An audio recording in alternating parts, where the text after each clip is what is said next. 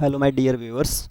I again welcome you on my channel, and in this video, we will discuss, or we can say, I'll translate today the poem Animals. We will complete the discussion, or with it, or we can say the translation word to word of this poem, and also we will discuss the literary devices which have been used by the poet. So, before going to the other things, at first we should know who is the author, or we can say who is the poet, and what is the theme of this poem. So the poet who wrote this poem is Walt Whitman. He is an American poet, and he is famous for writing free verse poems, because in 18th century, when all the poets were writing all their poems using rhyme schemes, he broke that tradition. Sorry beta. Okay, he broke that tradition, and he started writing the poems in blank verse, na? So this is the example of that thing also.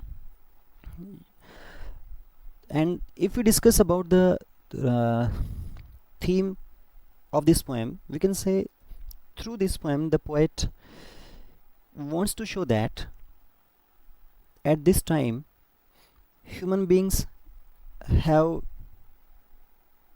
lost all their qualities, and nobody can believe on each other. कोई भी आदमी जो है वो एक दूसरे के ऊपर विश्वास नहीं कर सकता, एंड स्पेशली जो वी कैन से कि जो कुछ नेचर, जो कुछ हैबिट्स, या फिर एक दूसरे के लिए जो रिस्पेक्ट हुआ करता था इंसान का इंसान के लिए, जो फीलिंग्स हुआ करती थी, इमोशंस हुआ करते थे, now these things are completely vanished from them. वो उनके बीच से गायब हो चुकी हैं, and they deceive each other. They have become completely selfish, and they can do anything for their purpose, है ना? So that's why the poet is completely very shocked of that thing, and then he compares human beings with animals, and then he try to show that if we compare with this view human beings with animals, then you can say that they are more trustable, they are more reliable. So this is the main theme, this is the main content which is being described by the poet in this poem. If I say in Hindi, बेटा अगर मैं इसको हिंदी में describe करूँ तो मैं कहूँगा कि इस पोएम के थ्रू जो पोइट है उसने इंसानों और एनिमल्स के बीच में उनकी जो क्वालिटीज़ हैं, उनकी जो बिहेवियर है, उसके ऊपर उसने एक कंपैरिजन सा क्रिएट किया है. और वो कंपेयर इसलिए कर रहा है क्योंकि उससे कुछ ऐसा महसूस हुआ कि आजकल जो इंसान हैं वो बहुत ज़्यादा एक तरीके से हम कह सकते हैं कि वो ट्रस्टेबल नहीं रहे हैं. उनमें एक दूसरे कोई उसके पे फेथ नहीं रख सकता आजकल, और इतने ज़्यादा सेल्फिश हो चुके हैं वो कि वो किसी इंसान के लिए कोई इमोशंस नहीं रखते, उसकी फीलिंग्स को नहीं समझते. बल्कि अगर इन्हीं चीज़ों को अगर वो कंपैरेटिवली अगर देखा जाए एनिमल्स के अंदर, then you can find all these things still in them. उन्हें आप अभी भी उनमें पाएंगे. So that is the main conclusion, and very easy poem. Just few words you will see there who has a bit different meaning. Otherwise, if we discuss about the language, it is also very easy. So let us start it. क्या कहा poet ने? The poet tells us that he feels more at home with animals then humans. Poet कहता है कि he feels more comfortable, he feels very relax, he feels very कह सकते हैं कि वो अपनापन वहाँ पे फील करता है when ever he live with the animals in comparison of the human beings. उसे लगता है कि उनके साथ इंसानों के साथ रहने में उसके साथ कभी भी धोखा हो सकता है.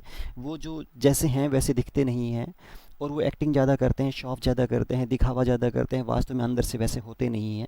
लेकिन अगर इस चीज़ को हम लोग चेक करें या कंपेयर करें एनिमल्स के अंदर, तो अगर वो कुछ जिनका वो इंटरनली अगर उनकी नेचर बहुत ज़्यादा डेंजरस है, then they appear also in the same way, वो वैसे ही दिखते भी हैं. If you talk about the animals which live in forests, जंगल में जो रहते हैं, which are poisonous we can say, which are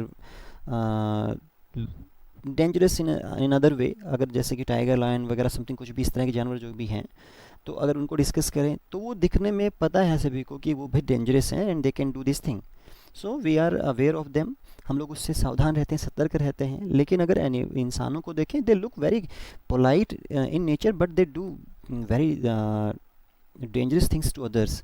दूसरे बड़े खतरनाक होते हैं ना वो, एक तरीके से एक अपने नेचर को बिल्कुल हिडन रखते हैं, दिखते नहीं हैं जैसे होते हैं वो। सो that is very dangerous, that is very, हम कह सकते हैं कि इट इज़ नॉट ट्रस्टेबल, उस पर विश्वास नहीं किया जा सकता है। दैट्स वाई ही सेज, इसीलिए पोइट ने कहा कि वो इंसानों के साथ रहने के बजाय जानवरों के साथ रहने में ज़्यादा कंफर्टेबल फील करता है, ऐसा उसे लगा। What he says then, I think I could turn and live with animals. कहते हैं कि आई थिंक, मैं सोचता हूँ, आई कुड टर्न, कुड का मतलब क्या कह सकते हैं कि अगर काश ऐसा हो पाए, I could do this thing, क्या कर पाऊँ। Turn means to, we can say shift, मैं वहाँ से शिफ्ट करूँ किधर, किसकी तरफ, एनिमल्स की तरफ। एंड लिव विद एनिमल्स, और मैं रहना शुरू करूँ किसके साथ में, एनिमल्स के साथ में। इंसानों की तरफ से शिफ्ट करके, टर्न करके मैं जानवरों के साथ तरफ चला जाऊं और उनके साथ रहने लगूं, because they are so placid. And क्योंकि वो सभी बहुत ज़्यादा प्लेसिड हैं। And if you talk about the meaning of this word, placid means होता है वेरी काम, है ना, बहुत शांत रहना, पीसफुल होना। एंड सेल्फ कंटेंड मीन्स बेटा a person who is satisfy with himself और herself can be called self contained. आत्मसंतुष्टि, एक तरह से संतुष्टि उनके अंदर होती है, सेटिस्फैक्शन होता है उनके अंदर। तो ये चीज़ें जो हैं इंसानों में नहीं रही हैं, they are not satisfied with themselves, कुछ भी उनके पास है but they want more and more, and that's why they are not also placid. इसीलिए वो शांत भी नहीं है। दे फाइट विद अदर्स, चाहे किसी से भी हो, लेकिन वो आपस में झगड़ा करते रहते हैं ना, and that is the wrong thing. I stand and look at them long and long. Then the poet says, I observed that thing for a long time. मैंने इन चीज़ों को बहुत लंबे समय तक ऑब्जर्व किया, कंपेयर किया, महसूस किया। And then he says what he felt. अब उसके बाद इन 3 लाइन के बाद में पोइट जो है उस पॉइंट पे आता है कि उसने क्या चीज़ें कंपेयर करने के बाद डिसाइड की, उसे क्या फ़र्क दिखाई दिया, विच डिफरेंस ही फाउंड देन, है ना। दे do not sweat and wine about their condition. Okay, वो कहता है कि दे do not sweat. If you talk about this word, sweat word जो है बेटा, यहाँ पे इसको राइट नहीं हो पा रहा है, but you can understand I am talking about this word. Sweat means होता है किसी का टू बी अपसेट और अनकंफर्टेबल ना, किसी इस तरह की फीलिंग्स जो महसूस करना, रेस्टलेस फील करना, है ना। तो वो बहुत ज़्यादा जो दे यहाँ पे किसके लिए यूज़ किया, फॉर द एनिमल्स। वो कहता है कि जो एनिमल हैं, they do not sweat, they are not uncomfortable, they are very relaxed and never whine about their condition. Whine means क्या कह सकते हो, WHINE। इट मीन्स यहाँ पे इसका मतलब है they never, we can say complain, और they never cry because of their pain, because of their problems. वो कभी भी चिल्लाते नहीं रहते हैं हमेशा, हमारे साथ ऐसा हो गया, हमारे साथ वैसा हो गया, ये लोग ऐसे करते हैं, ये इस तरह अच्छे नहीं है, वो समथिंग जो भी प्रॉब्लम्स उनकी होती हैं, they always, you can usually hear all these things in your surroundings, whatever you what wherever you live, we can say, जहाँ पे भी रहते हैं हम लोग इन चीज़ों को अक्सर देखते हैं कि इंसान किस तरीके से अपनी परेशानियों को चिल्लाता रहता है। So the poet says they never cry in that way. Wine का मतलब क्या कह सकते हैं यहाँ पे, इसका मतलब होता है cry in a very high pitch tone, a loud cry we can say in short. अगर आप कहो तो कह सकते हो कि लाउड क्राई को वाइन कह सकते हैं। About their condition, and they never cry about their condition, their problems, their circumstances, their situation. Okay, okay, they do not lie awake. And the second next thing is that वो कभी भी लेटे नहीं रहते। awake means जगे हुए, not in sleep, and in the dark and weep for their sins. And at which time, कब नहीं लेटे रहते ऐसे, it means during the nights, रात के समय में, when वहाँ पे अंधेरा होता है, डार्कनेस होती है, in during that time they never lie awake. उस टाइम पे वो जगे हुए ऐसे ही लेटे नहीं रहते। And never weep for their since, और इस तरीके से परेशान हालत के अंदर वो कभी रोते नहीं हैं। दे never weep for their since. Since का मतलब यहाँ पे क्या ले सकते हैं, यहाँ पे हम इसको हिंदी में बोलते हैं पाप, क्या कहते हैं, पाप। और अगर उसको आप कन्वर्ट करें या सिनोनिम वहाँ पे फाइंड आउट करने की कोशिश करें, वी कैन से सम इमोरल थिंग्स, कुछ भी जो कि अनैतिक चीज़ें होती हैं, जो धर्म के किसी भी या पर रीति रिवाज जो कि एक तरह से सही होता है, जो कि या फिर इलीगल ना हो, समथिंग ऑफेंसिव ना हो, किसी के को हर्ट करने वाला ना हो। तो अगर ऐसा नहीं है, वो किसी को हर्ट करता है या किसी के रिलीजन के अगेंस्ट है या मॉरल नहीं है, तो हम उनको कहते हैं सिंस, पाप कहेंगे उनको या गलत चीज़ कहेंगे। तो वो अपने गलत कामों के लिए, गलत चीज़ों के लिए उन्होंने जो कुछ भी किए हैं, दे never weep for those things, उनके लिए कभी रोते नहीं हैं, क्योंकि अनजाने में जो कुछ उनसे होता है वो कभी भी पर्पसली कुछ ऐसा करते नहीं हैं, किसी के अगेंस्ट कोई भी कोई प्लानिंग नहीं करते इस तरीके से। वो बहुत ही सिंपल रहते हैं, बस जस्ट अपना खाना मिला और अपने ज़्यादा उस चीज़ के लिए ज़्यादा एक तरीके से दूसरों से लड़ाई नहीं करते, फाइट नहीं करते कि मुझे अपने फ्यूचर के लिए स्टोर करके रखना है, ऐसा आपको देखने को नहीं मिलेगा usually. So the point says कि वो उसने अगर किसी के साथ कोई भी ऐसा क्योंकि पाप किया ही नहीं है, so they never weep for those things, they do not make me sick discussing their duty to God. And the next thing is that कि अगर वो उनसे कुछ गलती हो भी जाती है, वो दूसरों को वैसे इस बात को बार बार रिपीट करके परेशान नहीं करते। They do not make me sick, sick का मतलब हो गया अनकंफर्टेबल, किसी को परेशान करना, बॉदर्ड कहें हम लोग यहाँ पे।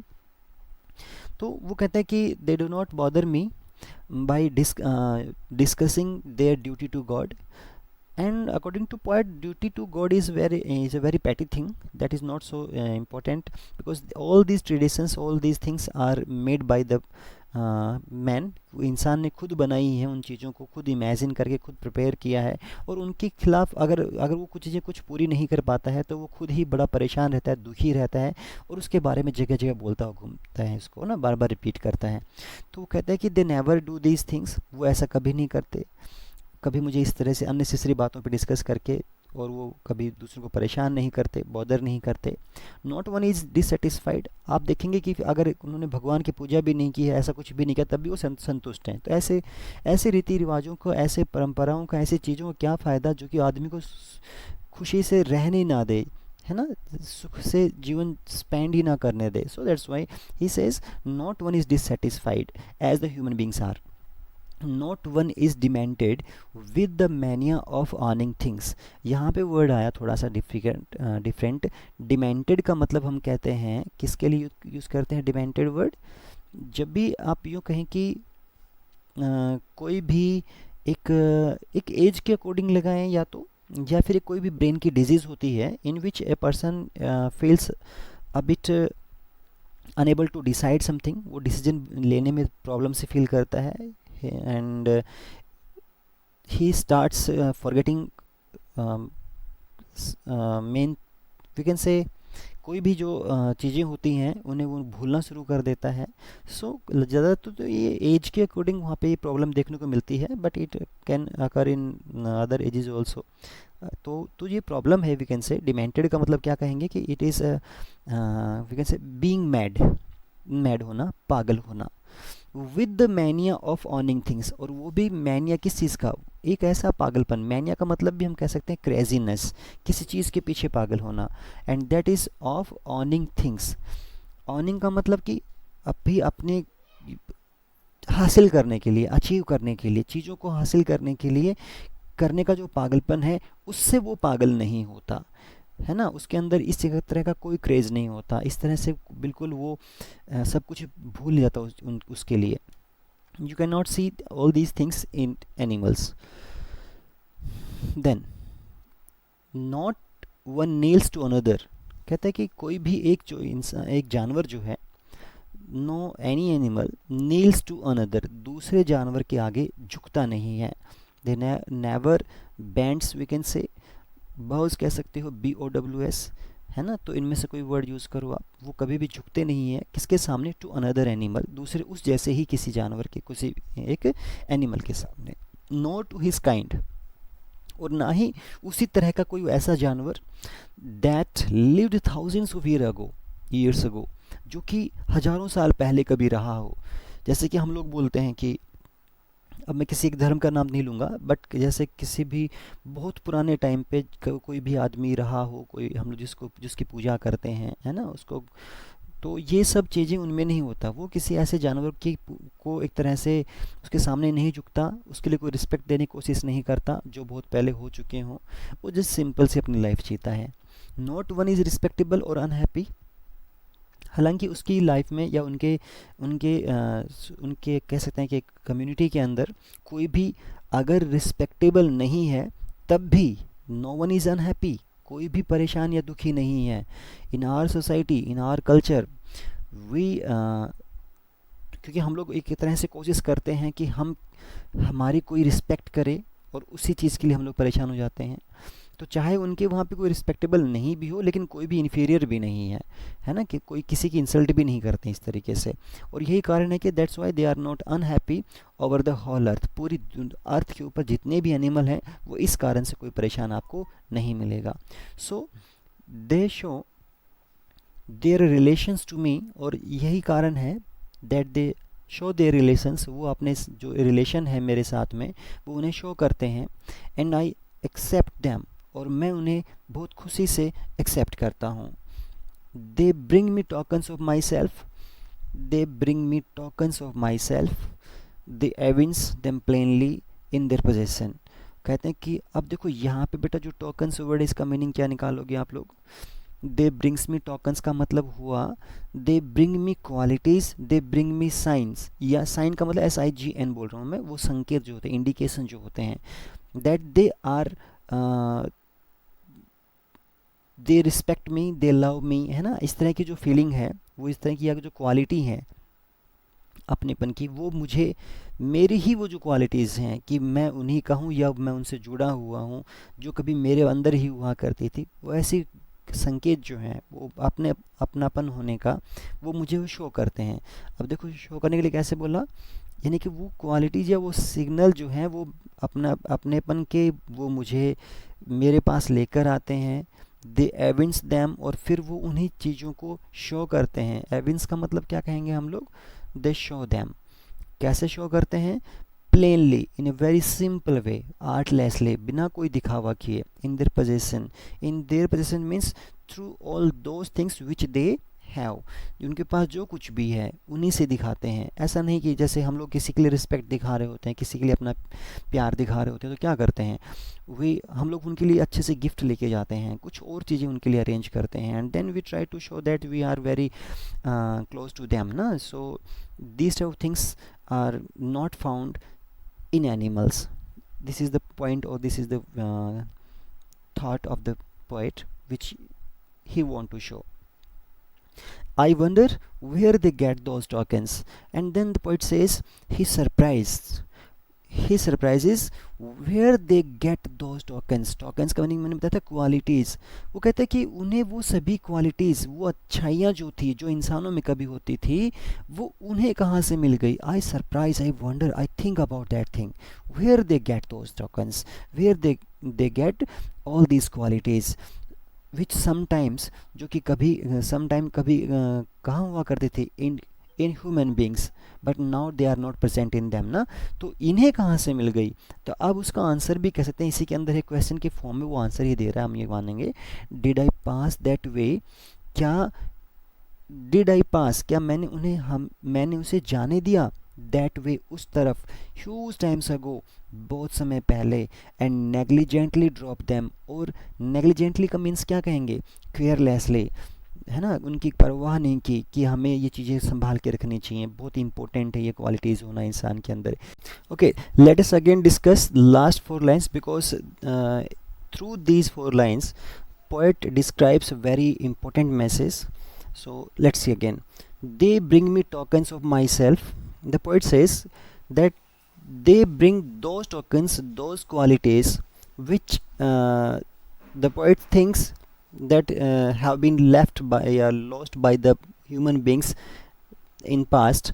And वही चीज़ें जो हैं बेटा, वो जो एनिमल्स हैं, वो सब उन्हीं क्वालिटीज़ को, उन्हीं सिग्नल्स को, उन्हीं साइंस को कहता है कि जो कभी मेरे ही थे, which were my own, are now brought to me, अब वो मेरी तरफ लाए जाते हैं, and they evince them plainly in their possession, और वो उन सभी को बिल्कुल एक artlessly, without any without any that thing, we can say, without showing off that thing, बिना कुछ दिखावा किए उनके पास जो कुछ भी है, they show them through all those things which they have, है ना, उसी के थ्रू वो उसको वहाँ पे शो करते हैं। और जैसे कि हमने पहले बताया था कि हम लोग इंसानों के अंदर इस चीज़ को, किसी के अपना एक क्लोजनेस को, बॉन्डिंग को शो करने के लिए एक अलग सी ही एक ट्रेडिशन होती है। हम लोग दिखावा ज़्यादा करते हैं, सच्चाई उसमें कम होती है, लेकिन जो एनिमल हैं उनके अंदर वो चीज़ें नहीं होती। And again the poet favours them in this thing, in this matter.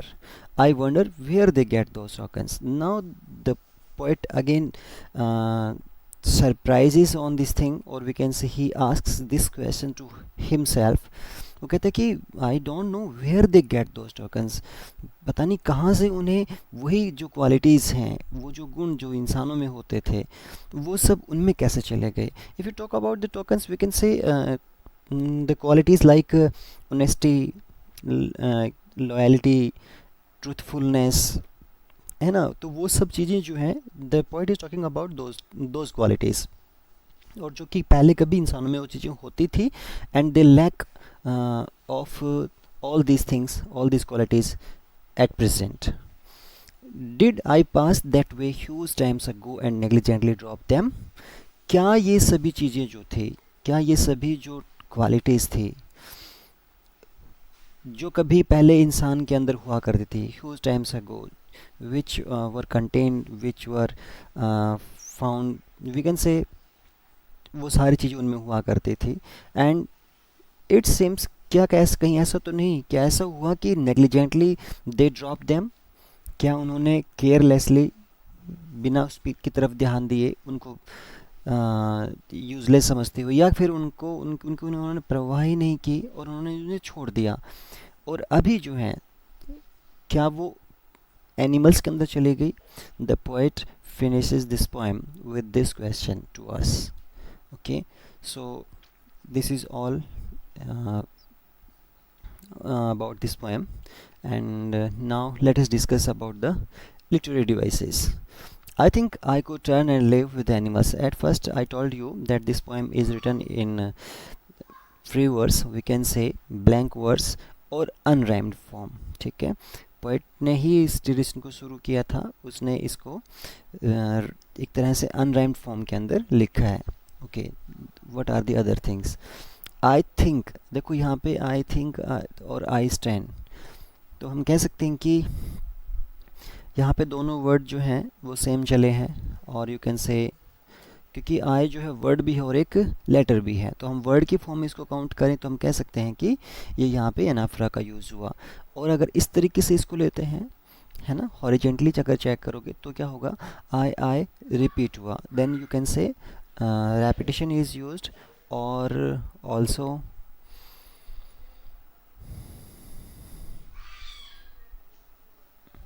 assonance is used, because I is used in between the words also, live, here is I, animals I, with I, है ना, placid I, self contained, so think I, यहाँ पे देखो think के अंदर I use किए हुए। so if someone asks you where is the assonance in this first line, so you can give these examples of for that thing. Okay, in the next, or we can say third line, you can say look, long, long, these two words are repeated, so we can say repetition has been used in it. And then in second stanza, they do not, consecutively used in 3 lines, 3 लाइनों में इनको इस्तेमाल किया गया। so you can say anaphora is again used in this stanza, has been again used, इसको फिर से इस्तेमाल किया गया है। तो हम क्या कहेंगे, दे नॉट जो यहाँ पे है इसको हम क्या बोलेंगे, एनाफ्रा का यूज़ हुआ है। उसके बाद क्योंकि हमने बोला कि पर्सोनिफिकेशन है, दे do not sweat and wine, क्योंकि इंसानों की क्वालिटी होती हैं, and the animals are made to behave like the human beings. So you can say in this line, again this is the example of personification. Also they is used for them, है ना, they do not weep and lie like the animals, they never weep as humans do, है ना। Discussing की बात की उसने, हाँ। और यहाँ पे they do not make me sick discussing their duty to God, कि जैसे कि कभी कभी इसका मीनिंग ये भी निकल सकता है बेटा कि जो जैसे कि इंसान जो है they show off that they are fulfilling their duty towards God, भगवान के लिए जो भी उसके लिए जो कुछ भी वो करते हैं उसके बारे में डिस्कस करते हैं कि हमने ऐसा किया, हमने ऐसा किया, है ना। तो इस तरीके से वो कभी इन चीज़ों को अननेसेसरीली किसी को बता के उनको बोर नहीं करते, उनको परेशान नहीं करते, ठीक है। ओके, बाकी नॉट वन इज़ डिससेटिस्फाइड, मैंने इसमें बताया था कि यहाँ पे क्या यूज़ करेंगे, लाइटोटेस। क्या क्या पॉजिटिव डिवाइस होगा ये, क्योंकि उन्होंने एक पॉजिटिव एस्पेक्ट को इन्होंने किसके थ्रू बताया है, नेगेटिव वर्डिंग को यूज़ किया है, नेगेटिव सेंटेंस को यूज़ किया है। सो इसकी स्पेलिंग होती है लाइटोटेस की, LITOTES, नोट करें इसको, लाइटोटेस। ओके, देन नॉट वन यहाँ पे फिर से एनाफ्रा यूज़ हो गया, नॉट वन देखो यूज़ किया हुआ है ना। And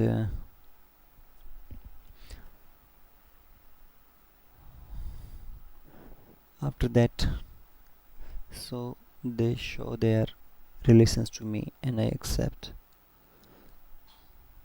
they bring me tokens।